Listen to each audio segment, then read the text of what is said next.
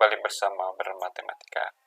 Pada kesempatan kali ini, saya mencoba untuk memenuhi permintaan para peserta UTBK untuk menyelesaikan soal-soal tipe UTBK yang diberikan dalam bahasa Inggris. Nah, kalau saya lihat, ini di Amerika itu ada dua tes ya, yang satu SAT, itu biasanya tes untuk masuk ke universitas, ya kayak UTBK-nya kita ini. Dan ada satu tes lagi yang namanya GRE. GRE itu digunakan untuk seleksi, salah satu syarat seleksi untuk masuk ke S2. Seperti itu ya. Nah, kalau dilihat-lihat, meskipun GRE itu seleksi masuk ke S2, tapi bentuknya lebih mirip dengan UTBK dibanding dengan SAT. Jadi kita akan membahas soal-soal GRE pada video kita kali ini. Oke, pertama kita punya soal yang pertama ini. Kita punya dua buah segitiga, ya. Segitiga yang ini dan segitiga yang ini. Kemudian kuantiti A, ya ini terjemahkan sebagai kuantitas atau nilai dari A. Ini persis seperti persoalan PQ di soal-soal UTBK kan? Seperti ini. Kita membandingkan antara kuantitas A dan kuantitas B, mana yang lebih besar. Oke. Nah, yang pertama, quantity A is greater. Maksudnya, apakah A lebih besar dari B? Yang kedua, yang B yang lebih besar. Yang ketiga, kedua kuantitas bernilai sama. Yang terakhir, keduanya tidak bisa diperbandingkan. Informasinya tidak cukup. Oke, secara materi ini nggak sulit kan? Ya. Jadi gimana? Dengan Pythagoras kita tahu bahwa x kuadrat itu adalah 8 kuadrat dikurangi 4 kuadrat. Berarti 64 dikurang 16 adalah 48. Sedangkan y kuadratnya adalah 4 kuadrat ditambah 4 kuadrat. 16 ditambah 16 adalah 32. Oke. Karena kuadrat x itu lebih besar, 48 lebih besar dari 32, maka x-nya lebih besar dari y, karena x-nya positif ya. Oke, jadi jawaban yang benar, kuantitas A yang lebih besar dari B. Jadi yang ini. Oke, kita lanjutkan. Oke, kita punya ekspresi, ini nggak ada istilah matematika atau vocabulary yang diperlukan di sini. Ini murni cuman simbol matematika saja, dan opsinya sudah dijelaskan seperti tadi ya. Di yang sebelah kiri, dengan mengingat bahwa identitas aljabar A kurang B dikali A tambah B itu adalah A kuadrat min B kuadrat, berarti yang kiri ini bisa kita tulis ulang sebagai kuadrat dari X dikurangi kuadrat dari 2Y. Kuadrat dari 2Y adalah 4Y kuadrat. Dan itu adalah persis kuantitas A. Nah, jadi si kuantitas A-nya bernilai 4. Dengan demikian, gimana? Kalau kuantitas A bernilai 4, berarti ya si 4 kurang dari 8, atau kuantitas B lebih besar. Oke, lanjut. A certain recipe requires, membutuhkan 3/2 cups, ya 3/2 gelas of sugar. Jadi satu resep untuk membuat kue itu memerlukan untuk membuat 2 lusin. 2 lusin kue memerlukan 3/2 cangkir gelas. Ya. Jadi seringkali ukuran untuk membuat kue itu menggunakan cups ya. Ada ini juga sih, ada cups yang sudah punya ukuran tertentu biasanya. Oke, kita membandingkan kuantitas A dan kuantitas B. Kuantitas A itu the amount, banyaknya sugar, banyaknya gula yang diperlukan, required, dengan menggunakan for the same recipe, dengan menggunakan resep yang sama untuk membuat 30 cookie. Tadi 2 lusin, berarti 2 lusin berapa? 24 ya. 24 untuk membandingkan A dan B, kita bisa bandingkan, ada dua pilihan. Kita mau bandingkan in terms banyaknya gula atau dalam kerangka banyaknya kue. Ya. Oke, misalkan gini. Ini kan untuk dapat 2 itu bisa diperoleh dari 3/2 ditambah setengah. Ya. Kalau kita gunakan 3/2 gula, 3/2 gelas gula, maka kita dapat, jadi gini mungkin diagramnya, 3/2 cup dapat 24 kue. Ya. Nah, kita ingin mendapatkan informasi tentang setengah. Bagaimana mendapatkan setengah dari 3/2? Ini dibagi 3. Berarti ini juga harus dibagi 3. Berarti 24 bagi 3 adalah 8. Oke. Nah, berarti kalau dijumlahkan, 3/2 tambah setengah, ini 2 cup. 2 cup ini dapatnya 32 kue. Jadi si 2 cup ini cukup untuk membuat 32 kue. Berarti kalau kita ingin membuat 30 buah cookie, ya banyaknya gulanya akan lebih sedikit dari 2 cup. Ya, karena ya si 2 cup ini bisa kita bilang ini ekivalen. Kita bisa ekivalen atau bisa kita terjemahkan secara sederhananya 2 cup ini sama dengan 32 cookie. Untuk 32 cookie perlu 2 cup. Berarti untuk 30 cookie harus kurang dari 2 cup. Berarti yang lebih besar adalah kuantitas B. Oke, berikutnya power station mungkin gardu listrik, ya, terletak pada sebuah boundary itu batas, ya, of a square region, square persegi. Jadi sebuah gardu listrik terletak pada batas sebuah daerah berbentuk persegi. Jadi kita punya daerah yang batas-batasnya adalah persegi. Daerahnya mungkin ini. Nah, kita punya sebuah gardu yang terletak di boundary. Yang mana boundary itu? Ya, yang mana saja di antara ini, di antara sisi-sisi atau segmen garis yang membentuk persegi ini. Kemudian diketahui bahwa si panjang sisi perseginya adalah 10 mile. Jadi ini 10. Kemudian 3 substations. Mungkin ini power station, ini gardu utama, ya. Ini gardu lokal lah katakanlah. 3 substations are located inside the square region. Jadi kalau inside itu betul-betul di dalam daerah yang diarsir. Oke, nah pertanyaannya, ini ada yang penting.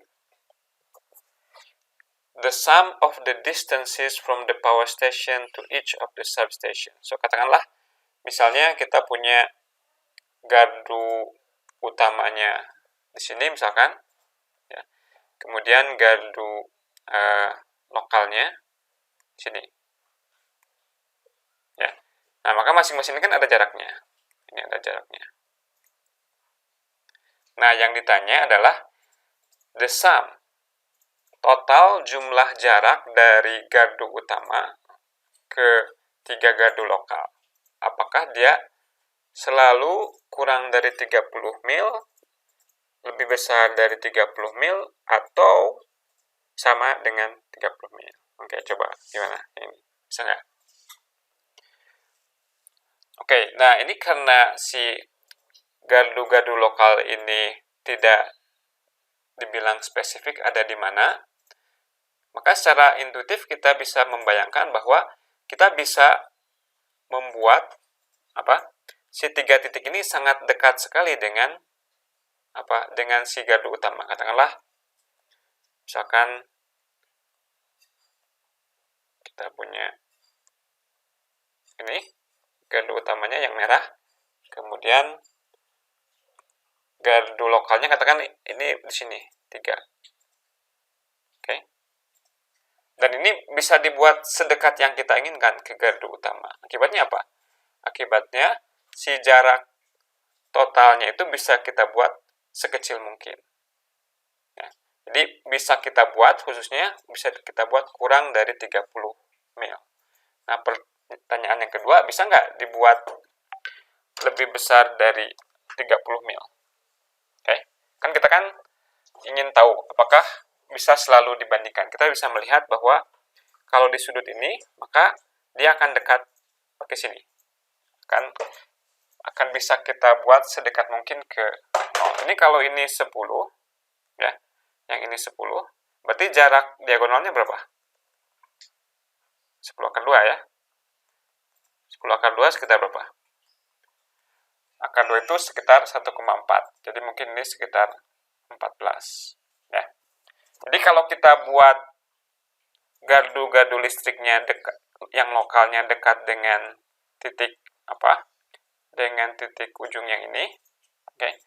Maka si jarak dari masing-masing gardu utama ke gardu lokalnya ini kurang lebih akan mendekati si 14 ini. Kalau kita jumlahkan 14 kali 3, 42. Jadi dia akan bisa melebihi 30 mil. Jadi bisa kurang dari 30 mil, bisa juga lebih dari 30 mil.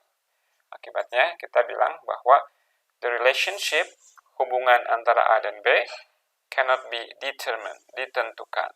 Ya, ditentukan.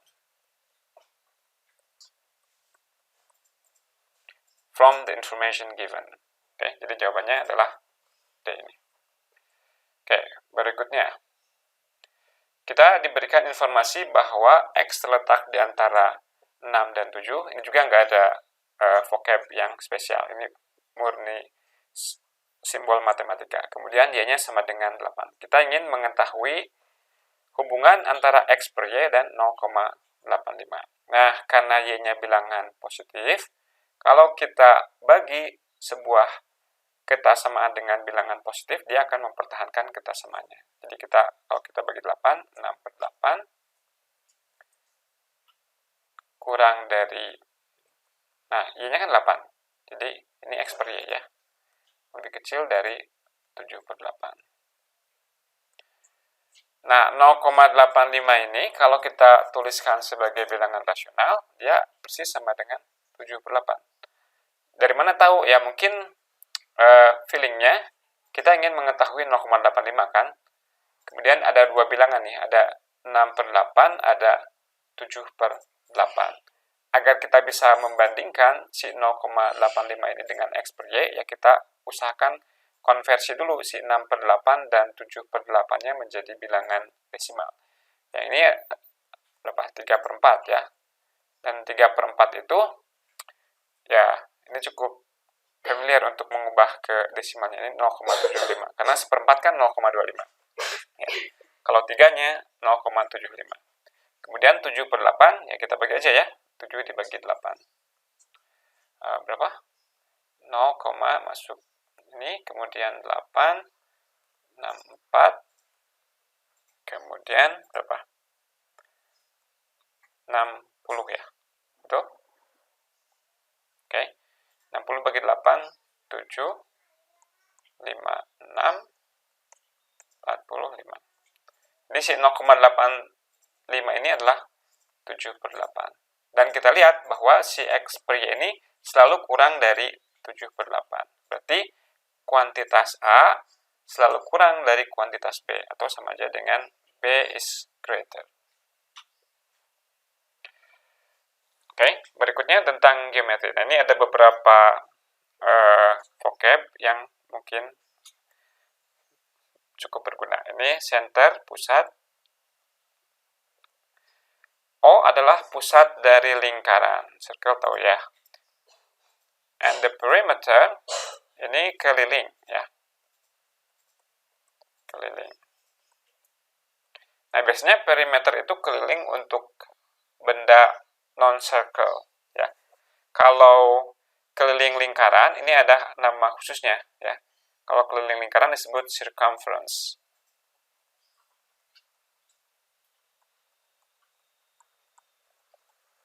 Ini adalah keliling lingkaran. Nanti siapa tahu muncul ya vocabulary ini. Kalau perimeter, keliling biasanya untuk objek geometri yang bukan lingkaran. Jadi keliling dari segitiga AOB adalah 6. Ya. Oke. Kita ingin membandingkan the circumference. Nah, ada kan circumference, ini keliling dari lingkaran. Jadi kita ingin membandingkan keliling lingkaran dengan 12. Siapa yang lebih besar ataukah sama? Ya. Oke. Nah, karena O adalah pusat lingkaran, berarti OA dan OB kedua-duanya jari-jari. Akibatnya panjangnya sama. Karena panjangnya sama, berarti sudut yang ini dan sudut yang ini sama. Artinya OAB segitiga sama kaki. Tapi karena ini 60 derajat, berarti sisanya adalah 120 derajat didistribusikan sama besar ke sudut A dan sudut B. Berarti ini juga 60 juga kan? Nah, akibatnya OAB segitiga sama sisi. Nah, diketahui bahwa keliling lingkaran AOB adalah 6. Karena ini sama sisi, berarti 6 itu dibagi menjadi 3 bagian, masing-masingnya 2. Berarti apa? Berarti kita punya lingkaran yang OA-nya 2. Dan OA ini adalah jari-jari dari si lingkaran tersebut. Nah, sekarang apa rumus dari keliling lingkaran?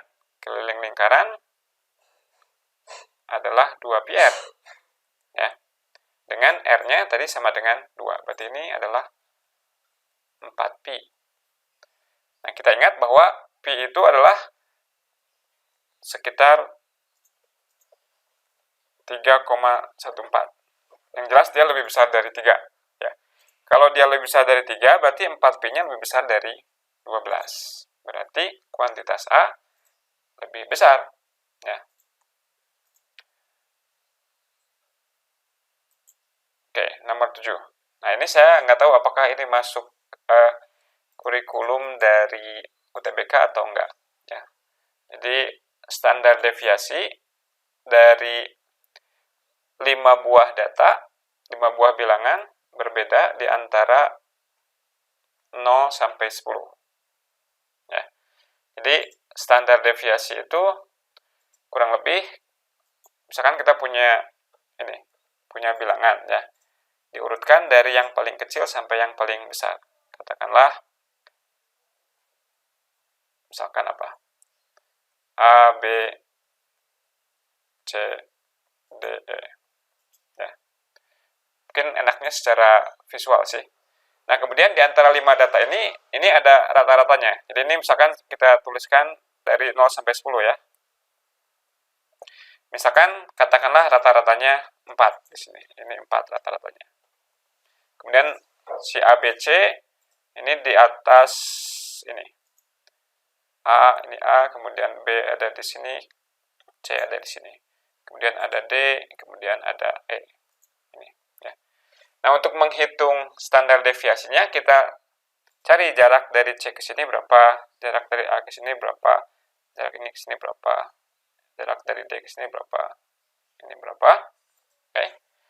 Kemudian kita hitung kuadrat dari jarak masing-masing ABCDE ke nilai rata-rata dari ABCDE tersebut. Ya. Kemudian setelah dihitung kuadrat jaraknya, ditotalkan, kemudian diambil akarnya. Itulah yang disebut sebagai standar deviasi. Nah, ini pertanyaannya kurang lebih, apakah standar deviasi itu dipengaruhi oleh di mana letak data yang kita miliki? Dan jawabannya enggak ya. Kenapa? Karena misalkan kalau kita punya 5 bilangan lain, ya, A aksen atau A besar, B besar, C besar, D besar, E besar, dengan katakanlah si A ini diperoleh dengan cara menjumlahkan A kecil sebesar 10. Jadi, kurang lebih ini semua data yang diperoleh di dataset yang pertama kita shift, kita geser sebanyak 10. Jadi, jadinya kita punya gini, 10 sampai 20, kemudian rata-ratanya juga akan bergeser jadi 14. Nah, tapi posisi relatif antara data yang baru ini dengan posisi relatif data yang lama sama persis, ya. Jadi ini kalau kita hitung standar deviasinya akan sama persis dengan standar deviasi yang data sebelumnya. Jadi kalau kita ngambil data di 5 bilangan di antara 0 sampai 10, mungkin standar deviasinya sama dengan 5 data di antara 10 sampai 20. Tapi nggak selalu persis sama. Katakanlah misalkan kalau si A-nya kita ganti lebih tinggi jaraknya, katakanlah di sini si A-nya, ya.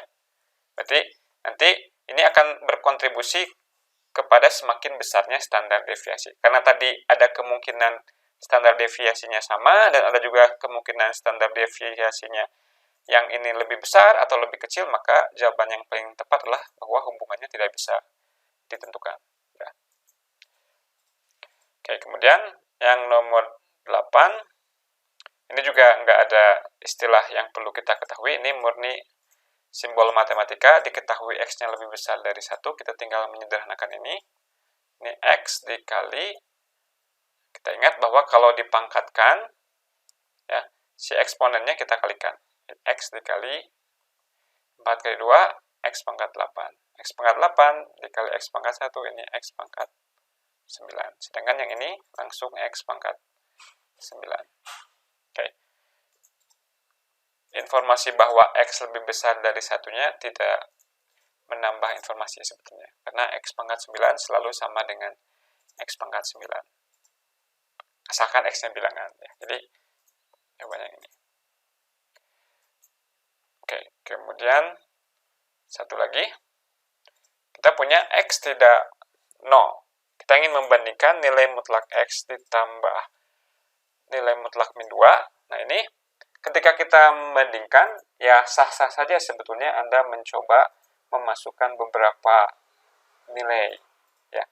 Akan tetapi, Anda hanya akan yakin dengan jawaban Anda ketika jawaban yang diinginkannya adalah bahwa hubungannya tidak bisa ditentukan. Ya.